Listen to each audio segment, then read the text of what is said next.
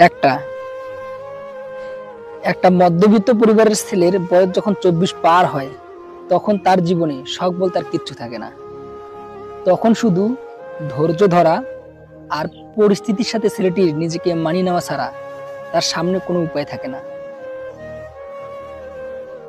একটা মধ্যবিত্ত পরিবারের ছেলের বয়স যত বাড়তে থাকে, তার টেনশন তত বাড়তে থাকে। একটা মধ্যবিত্ত পরিবারের ছেলের বয়স যত বাড়তে থাকে, তার দায়িত্ব তত বাড়তে থাকে। শুধু ভালো থাকাটাই একটু কমে। একটা মধ্যবিত্ত পরিবারের ছেলের জন্য কি এক অদ্ভুত বয়স 24। এই বয়সে তার জীবনে অনেক কিছু ঘটে। এই 24 বছর বয়সে আপনি আপনার সব থেকে কাছের বন্ধুগুলিকে হারাবেন, যাদের সাথে আপনি আপনার সব কৌশল পার করেছেন।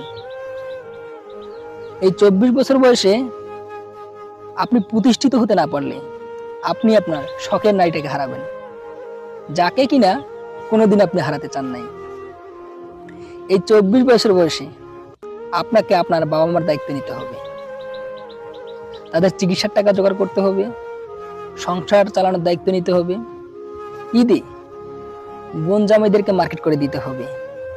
এই 24 বছর বয়সে একটি ছেলে ঈদে নিজের জন্য কেনাকাটা না করে পরিবারের সবার জন্য কেনাকাটা করে, শুধুমাত্র তাদের মুখে একটা হাসি দেখানোর জন্য।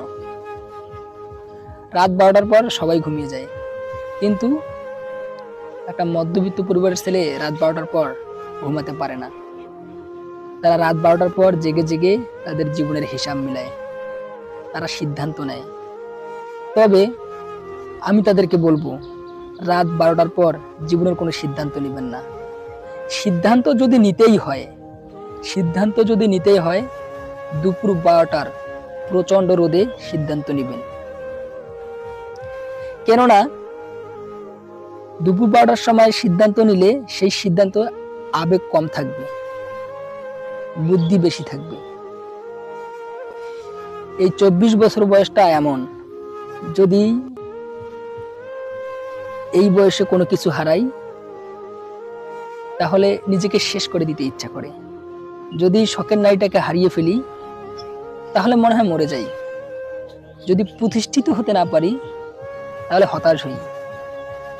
সংসারের দায়িত্ব যদি ঠিক মতো পরিচালনা করতে না পারি তাহলে মনে হয় আমার দ্বারা কিচ্ছু হবে না। তবে আমাদের আল্লাহর উপর ভরসা রাখতে হবে, যে আল্লাহ দিন শেষে রাত দেয়, রাত শেষে দিন দেয়, রোদের পরে বৃষ্টি দেয়, বৃষ্টির পরে রোদ দেয়, সুখের পরে দুঃখ দেয়, দুঃখের পরে সুখ দেয়। সে আল্লাহ আমাদের জন্য কিছু না কিছু হিসাব মিলাই রাখছে।